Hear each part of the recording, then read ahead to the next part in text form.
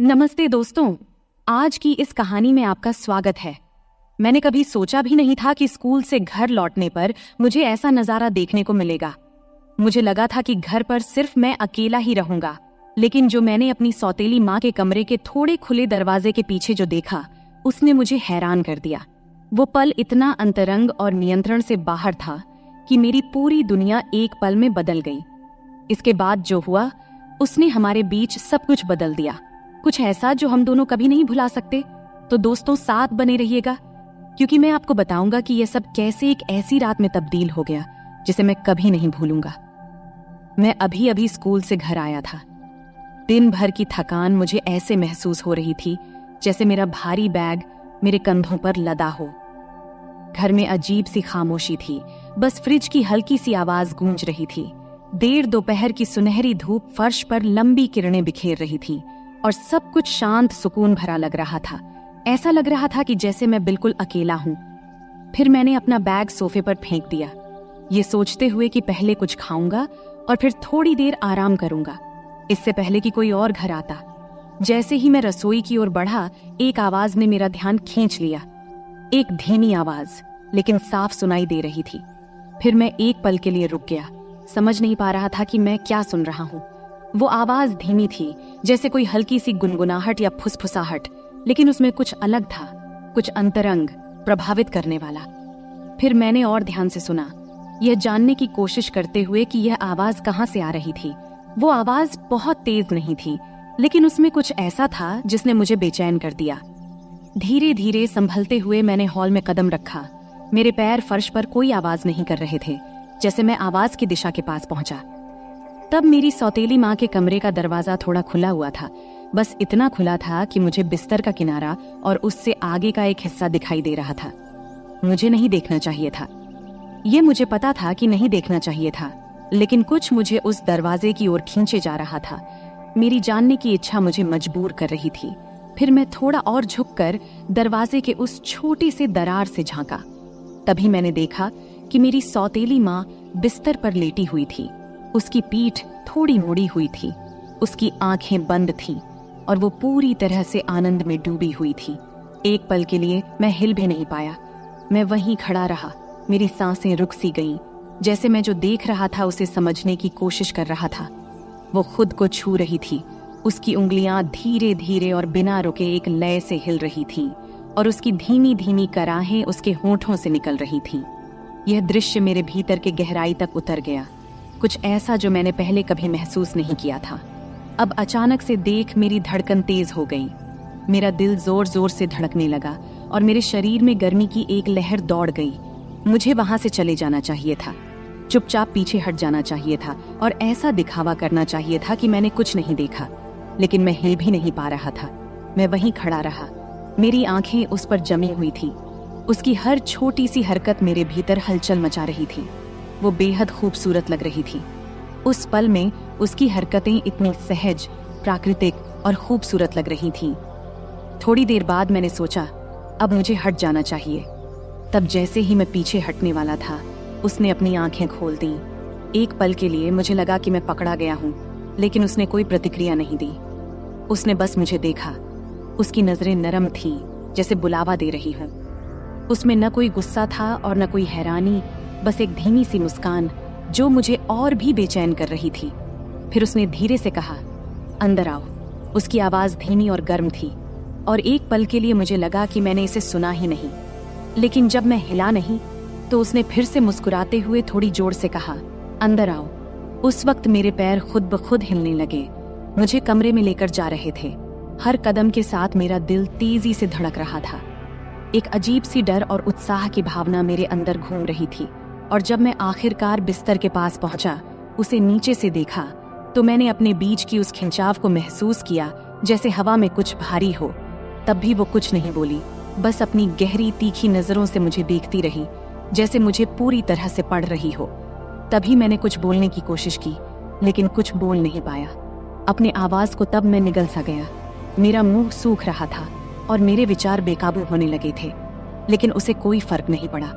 उसने बस धीरे से मेरा हाथ पकड़ा। उसकी छुअन एकदम नरम और कोमल थी, पर उसमें एक दृढ़ता थी। फिर जैसे ही उसने मुझे और करीब खींचा, अब मेरा दिल तेजी से धड़कने लगा था और मेरे पेट में एक अजीब सा तनाव महसूस हो रहा था, जैसे कोई गांठ बंध रही हो। लेकिन इसके साथ ही कुछ और भी था, कुछ ऐसा जो उत्तेजना जैसा लग रहा था, उम्मीद भरा। जब मैं उसके बिस्तर के किनारे बैठा तो उसने मेरा हाथ नहीं छोड़ा, बल्कि उसने धीरे धीरे उसे अपने शरीर पर नीचे की ओर खींचा, अपने नाजुक कूल्हे के घुमाव पर। तब उसकी त्वचा की गर्मी मेरी उंगलियों के जरिए महसूस हो रही थी। जैसे ही मैंने उसके हाथ को अपने हाथ पर महसूस किया, जो मुझे धीरे धीरे और जानबूझकर निर्देशित लग रहा था, उस वक्त मेरी सांसें थम गई थीं। उसकी त्वचा के नीचे उसकी धड़कन, उसकी संतरे का धीरे धीरे उठना और गिरना, सब मैं महसूस कर रहा था। तब उसने धीरे से कहा, डर मत। उसकी आवाज इतनी धीमी थी कि सुनाई नहीं दे रही थी, लेकिन उसमें एक तरह की कोमलता थी जो मेरे दिल को चुभ गई। बस आराम से रहो। फिर मैंने सिर हिलाया, हालांकि मुझे यकीन नहीं था कि मैं अधिक घबराया हुआ था या उत्साहित था। उसकी उंगलियां मेरी उंगलियों में लिपटी हुई थी, मुझे निर्देशित कर रही थी, जैसे हम दोनों एक साथ तालमेल में थे। हर स्पर्श से मेरे शरीर में बिजली की तरह झटका लगता और मैं महसूस कर रहा था कि हमारे बीच का जुड़ाव हर गुजरते पल के साथ और गहरा होता जा रहा था। ये केवल शारीरिक नहीं था, ये कुछ और था, कुछ अंतरंग जो एकदम रियल था। वो पल खींचते चले गए, बाहरी दुनिया फीकी पड़ती गई और बस हम दोनों इस कमरे में रह गए। कुछ ऐसा दे ले रहे थे जो मना था, लेकिन फिर भी सही लग रहा था। समय धीमा हो गया था, हर सांस, हर स्पर्श एक युग की तरह लग रहा था। जैसे जैसे हमारे बीच की बेचैनी चरम पर पहुंचने लगी, उसने मुझे और करीब खींच लिया। उसका शरीर मेरे शरीर से सट गया। तब मैं उसकी त्वचा की गर्मी, उसकी सांसों की गर्मी अपने गले पर महसूस कर रहा था। उसके होंठ हल्के से मेरे कान के पास से गुजरे और उसने फिर से धीरे से फुसफुसाया। उसकी आवाज नरम और हल्की थी। यहीं रहो, उसने धीरे से कहा। उसकी आवाज में एक शांत आग्रह था जिसने मेरा दिल धड़कना बंद कर दिया। मत जाओ। यह सब सुन मैं चाहकर भी नहीं जा सकता था। हमारे बीच का खिंचाव बहुत गहरा था, जुड़ाव बहुत मजबूत था। हम इस पल में बंध गए थे और बाकी सब कुछ साधारण से परे था। मैं धीरे से उसकी ओर झुका। मेरे होंठ उसके होंठों से कुछ इंच की दूरी पर थे। उसकी सांसों की गर्मी मेरी त्वचा पर महसूस हो रही थी। समय जैसे रुक सा गया था, दुनिया ने जैसे अपनी सांस रोक रखी हो, क्योंकि हम दोनों एक ऐसी चीज के किनारे पर थे जिसे हम दोनों नकार नहीं सकते थे। हमारे बीच की हवा उम्मीद से भारी थी और उस खिंचाव ने मेरी पूरे शरीर में सिहरन पैदा कर दी थी। फिर जब मुझे लगा कि अब यह पल टूट जाएगा, तभी उसने मेरी ओर झुककर अपने होंठ मेरे होंठों से हल्के से छुआ दिया। उस हल्के से स्पर्श ने मेरे अंदर फिर से गर्मी की लहर दौड़ा दी। शुरुआत में यह हल्का था, जैसे हम दोनों इसे महसूस कर रहे हों, लेकिन फिर यह गहरा हो गया। उसके होंठ मेरे होंठों पर और मजबूती से दबे। उसका हाथ अभी भी मेरा मार्गदर्शन कर रहा था, मुझे दिखा रहा था कि वह क्या चाहती थी और हम दोनों क्या चाहते थे। वह चुंबन धीमा, कोमल था। उसमें एक ऐसी चाहत थी जो केवल हम ही समझ सकते थे। ऐसा लग रहा था जैसे हम दोनों ने जो कुछ भी दबा रखा था, वह उसी पल में बह रहा हो।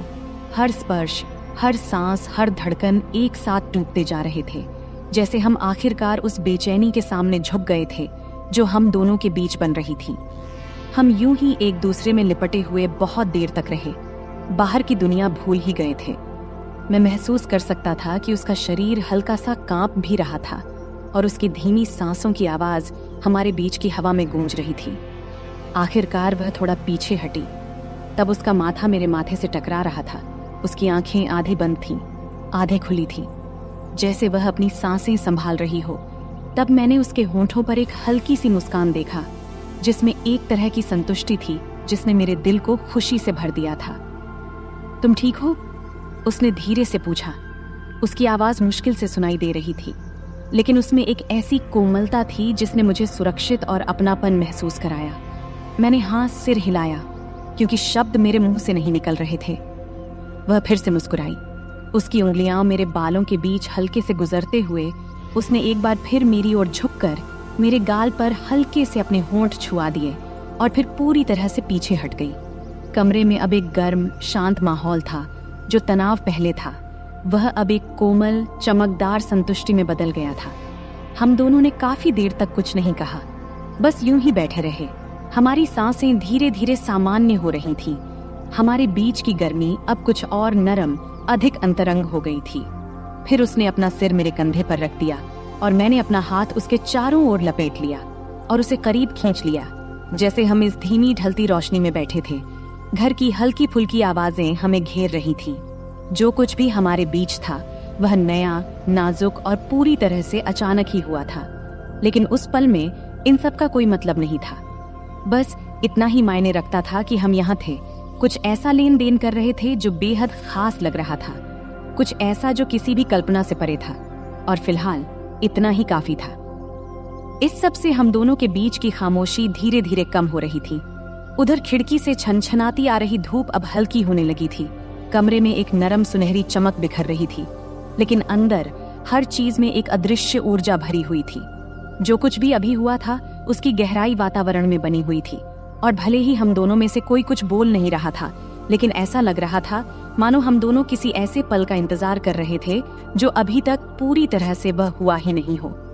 मैं महसूस कर सकता था कि उसका शरीर मेरे मुकाबले थोड़ा आराम करने लगा था, लेकिन जिस तरह से वह मुझसे और करीब आ रही थी, उसका हाथ धीरे धीरे मेरे सीने पर टिका हुआ था। ये साफ था कि हमारे बीच जो भी शुरू हुआ था वह अभी खत्म नहीं हुआ था। मेरा दिल अभी भी तेजी से धड़क रहा था। एक अजीब सी उत्तेजना और घबराहट मेरे भीतर दौड़ रही थी। उसकी उपस्थिति का हर हिस्सा मेरी चेतना पर हावी था। उसकी धीमी सांसें, उसकी त्वचा की गर्मी जो मेरी त्वचा के संपर्क में थी, और उसके परफ्यूम की हल्की खुशबू जो अभी भी हवा में बसी हुई थी। तभी उसने हल्के से अपना सिर घुमाया, तब उसके होंठ मेरे गले के पास हल्के से छू गए, जिससे मेरे शरीर में सनसनी दौड़ गई। वह स्पर्श हल्का था, मानो मैं वहां था ही नहीं, लेकिन उसने मेरे भीतर कुछ जगह सा दिया, एक धीमी जलती हुई चाहत। मैंने कुछ पल के लिए अपनी आंखें बंद कियां, फिर उस एहसास को अपने भीतर समाने दिया।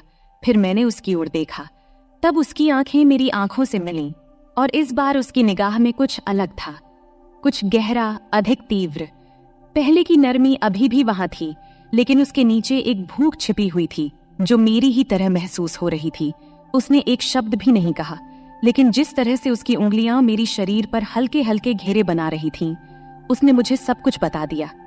फिर मैंने आगे बढ़कर उसके होंठों को फिर से छुआ, लेकिन इस बार कोई हिचकिचाहट नहीं थी, कोई सीमाओं को परखने की कोशिश नहीं थी।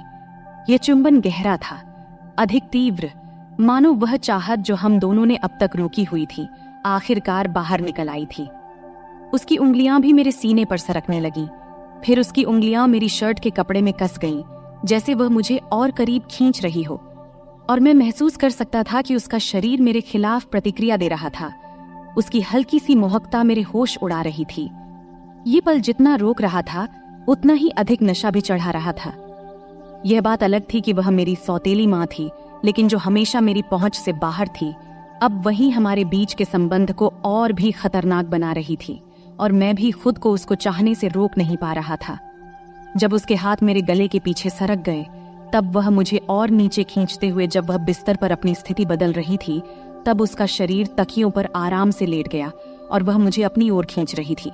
मैं उस खिंचाव का पीछा करता रहा जो अब बहुत मजबूत हो चुका था, और जल्द ही मैं उसके ऊपर खुद को झुका हुआ पाया। अपने हाथों से खुद को संभालते हुए उसे देखता रहा। मेरी सांसें हल्की और तेज हो रही थीं। उसकी ऑरेंज भी तेजी से ऊपर नीचे हो रही थीं, लेकिन उसकी आंखें मेरी आंखों में ही टिकी हुई थीं, और उस पल में हमारे बीच की गर्माहट को महसूस किया जा सकता था। फिर उसने अपना हाथ ऊपर उठाया, हल्के से मेरे बॉडी की रेखा को छुआ, फिर उसने मुझे नीचे खींचा। तब हमारे होंठ एक और गर्मजोशी भरे चुंबन से मिल गए। इस बार उसके हाथ आजाद घूम रहे थे, मेरी पीठ, मेरे कंधे, हर जगह का पता लगाते हुए मुझे और करीब खींच रहे थे, जब तक कि हमारे बीच अब कोई दूरी नहीं बची थी। उसके शरीर की गर्मी मुझे जला रही थी, और मैं उसके दिल की धड़कन महसूस कर सकता था जो मेरी ही तरह तेजी से धड़क रही थी, जो मेरे लिए धड़क रही थी। तब मैंने अपना हाथ उसकी कमर पर नीचे की ओर सरकाया, उसकी त्वचा की नरमाहट को अपनी उंगलियों के नीचे महसूस किया, और जब मैंने उसकी शर्ट के किनारे पर पहुंचकर थोड़ी देर के लिए रुका, यह सोचकर कि कहीं मैं कोई सीमा पार तो नहीं कर रहा हूं, लेकिन उसने खुद को तब भी नहीं रोका, बल्कि उसने हल्का सा अपनी पीठ को मोड़ा, स्पर्श को और उत्साहित करते हुए। उसका शरीर मेरे शरीर की ओर प्रतिक्रिया दे रहा था, जिससे उसका कोई संदेह नहीं रहा था कि वह क्या चाहती थी। जब मेरी उंगलियां कपड़े के नीचे सरक गईं और जब मैंने उसकी त्वचा की गर्माहट पर हाथ रखा, तो मैंने उसकी हल्की सी आहट सुनी, एक आवाज जिसने मेरे भीतर एक नई गर्माहट भर दी। तब उसके हाथ मेरे बालों में उलझ गए। मुझे और करीब खींचते हुए उसने चुंबन को और गहरा किया। उसके होंठ थोड़े खुले थे मुझे अंदर बुलाने के लिए।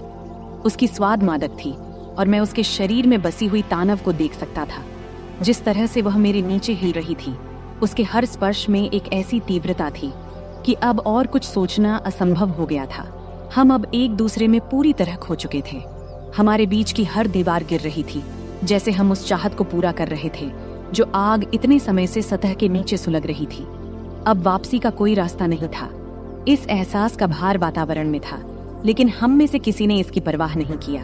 केवल यह पल, यह जुड़ाव और ये अटूट खिंचाव जो हमें एक दूसरे की ओर खींच रहा था, यही अब मायने रखता था। उसके हाथ हर जगह थे, मेरे कंधों, बाजुओं और सीने की रेखाओं को महसूस कर रहे थे, मानो वह मुझसे भर नहीं पा रही थी। और मैं भी वैसा ही महसूस कर रहा था।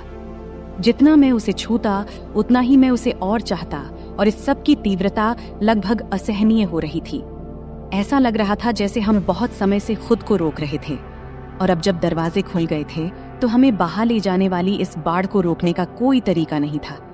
उसने मेरे होंठों पर हल्की सी आह भरी, उसकी उंगलियां मेरे बालों में कस गईं और उसने अपना शरीर मेरे खिलाफ दबाया। और फिर उसकी उस आहट से मेरे भीतर एक नई चाहत की लहर दौड़ गई। मैं भी उससे भर नहीं पा रहा था। उसकी महक, उसका स्वाद और उसके शरीर का एहसास मेरे नीचे था। मेरे शरीर का हर हिस्सा जल रहा था और मैं जानता था कि अब कोई वापसी नहीं थी। अब इस पल के बाद तो बिल्कुल नहीं। फिर मैंने पल भर के लिए खुद को पीछे खींचा, उसकी आंखों में देखा, जैसे मुझे यह सुनिश्चित करना था कि वह अभी भी मेरे साथ है या नहीं। तब मैंने उसकी आंखों में देखा, वह मुझे उतना ही चाहती है जितना कि मैं चाहता था। लेकिन उसकी आंखों में जो दिखा, उसने मुझे सब कुछ बता दिया। वहां कोई झिझक नहीं थी, कोई दूसरा विचार नहीं था। बस वही जलती हुई भूख जो शुरुआत से ही थी, मुझे आगे बढ़ने के लिए प्रेरित कर रही थी। बिना कुछ कहे उसने फिर से मेरा हाथ थामा। उसकी उंगलियां मेरी शर्ट के सामने कस गईं। फिर मुझे अपने पास खींच लिया। उसकी हल्की सी जल्दबाजी, और जब हमारे होंठ फिर से मिले तो मैंने खुद को पूरी तरह से इस पल में खो दिया। हर संदेह, हर डर को छोड़ते हुए और उस चाहत को पूरा करते हुए जो हमारे बीच तब से बन रही थी जब से मैं उस कमरे में आया था। हमारे बीच की तनातनी बिजली की तरह थी। हर स्पर्श, हर चुंबन हमें उस सीमा के और करीब धकेल रहे थे। उसका शरीर मेरे नीचे हिल रहा था। उसके हाथ मेरी त्वचा पर घूम रहे थे, जैसे वह मुझसे भर नहीं पा रही थी, और उसकी सांसों की आवाज कमरे में गूंज रही थी, मुझे और भी ज्यादा पागल कर रही थी। अब हम पूरी तरह से एक दूसरे में खो गए थे, उस जुनून में उलझे हुए थे जिसने हमें पूरी तरह से अपने कब्जे में ले लिया था, और अब कोई वापसी नहीं थी। तब मैंने उसकी उंगलियों को अपने सीने पर महसूस किया। उसका स्पर्श मेरे शरीर में सनसनी पैदा कर रहा था, जैसे वह मुझे और करीब खींच रही हो।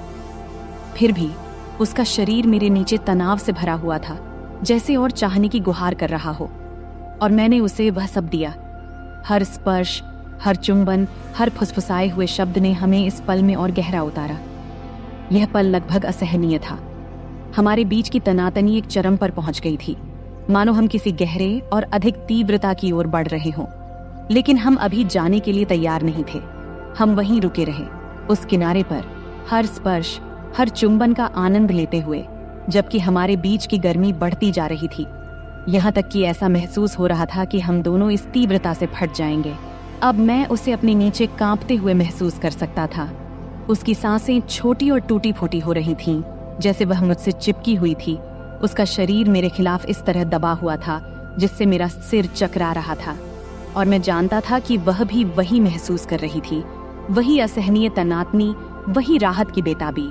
लेकिन हम अभी वहां नहीं थे जहां होना चाहिए था, बल्कि हम अभी भी उस किनारे पर रुके थे, उस पल को खींचते हुए, उम्मीद को थोड़ा और बढ़ने देते हुए, जब तक कि वह सहन करने के काबिल न रहे। कमरा हमारी सांसों की आवाजों, हमारे नामों की फुसफुसाहटों और हमारे जज्बातों की खामोश से आहिस्ता आहिस्ता से भर गया था, जैसे हम उस जुनून के आगे झुक रहे थे जो इतने समय से हमारे बीच सुलग रहा था। यह पल परफेक्ट था, हमारे बीच का यह जुड़ाव, और जब मैंने उसे अपने करीब खींचा, हमारे शरीर एक साथ एक तालमेल में चल रहे थे, तब मुझे पता था कि इसके बाद कुछ भी वैसा नहीं रहेगा। फिर हमने एक सीमा पार कर ली।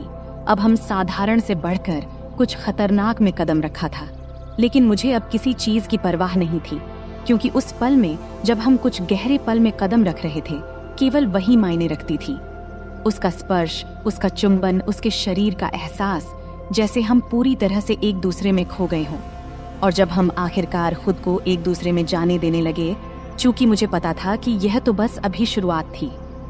तो दोस्तों, यह थी हमारी आज की छोटी सी कहानी। आपको यह कहानी कैसी लगी? कमेंट करके जरूर बताएं। अगर आपको यह कहानी पसंद आई हो तो इसे लाइक करें और अपने दोस्तों के साथ शेयर करें।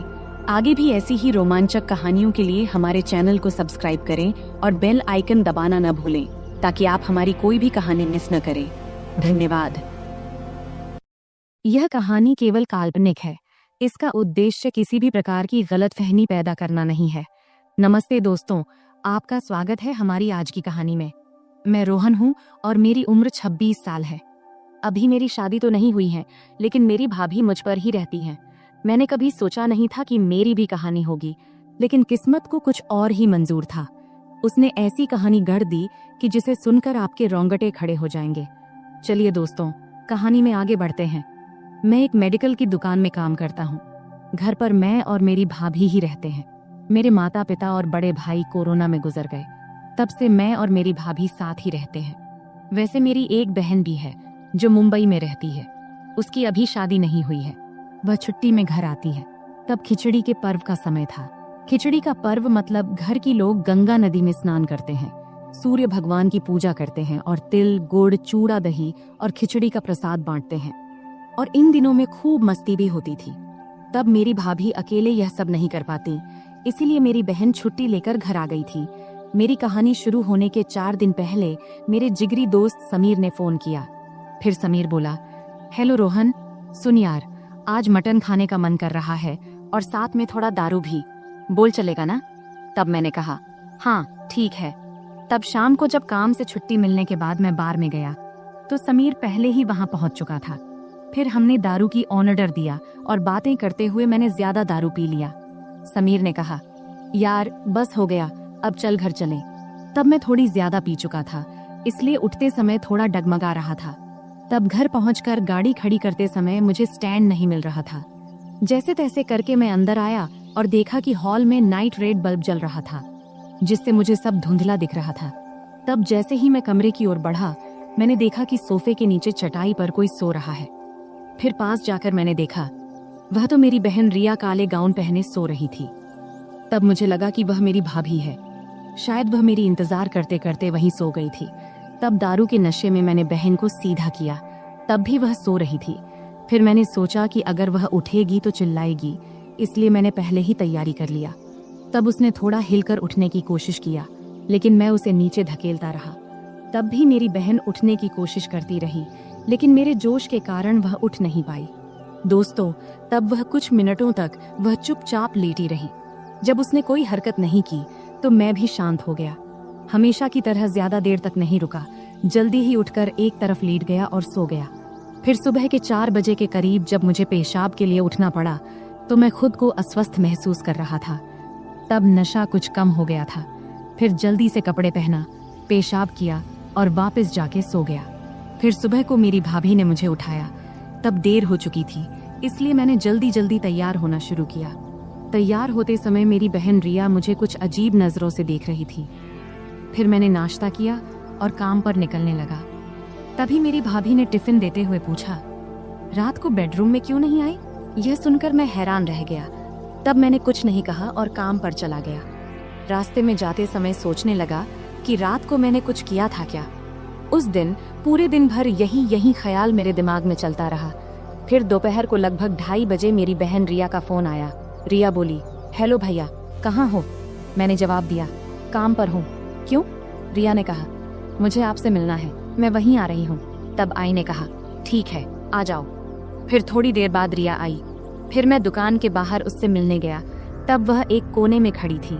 फिर मैंने उससे पूछा, क्यों, क्या काम है? रिया ने जवाब दिया, आपको सच में नहीं पता मैं क्यों आई हूँ? तब मैंने कहा, पहले ही मेरा सिर दर्द कर रहा है। तब रिया बोली, भैया किस बात से आपका दर्द हो रहा है? ज्यादा सोने से या कुछ और? तब मैंने जवाब दिया, रात को ज्यादा सोने से। तभी रिया बोली, या फिर कुछ और करने से भैया। तब उसके सवालों से मुझे समझ में आया कि रात को कुछ जरूर हुआ था। उसने आगे कहा, तुम्हें सच में नहीं पता कि रात को क्या हुआ? तब उसकी बातों में गुस्सा नहीं था, लेकिन एक अजीब सा एहसास था। फिर मैंने माफी मांगते हुए कहा, मुझे माफ कर दो, नशे में ऐसा हो गया। फिर मैं उसके पैरों में गिरने लगा, लेकिन उसने मुझे रोक दिया। रिया बोली, अरे क्या कर रहे हो भैया, लोग क्या कहेंगे? मैंने कहा, क्या करूं, मुझसे गलती हो गई। इस पर रिया बोली, रात को जो हुआ वह अब हो चुका है।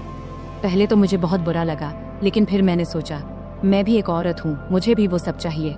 इस पर तुरंत ही मैंने कहा, तुम्हारा क्या मतलब? रिया बोली, देखो भैया, मैं साफ साफ कह रही हूँ, रात को तुम मुझसे नजदीक आए, अब तुम्हें ही मुझे पूरा करना होगा। अब मैंने तुम्हारी भलाई के लिए दवाई भी ली है।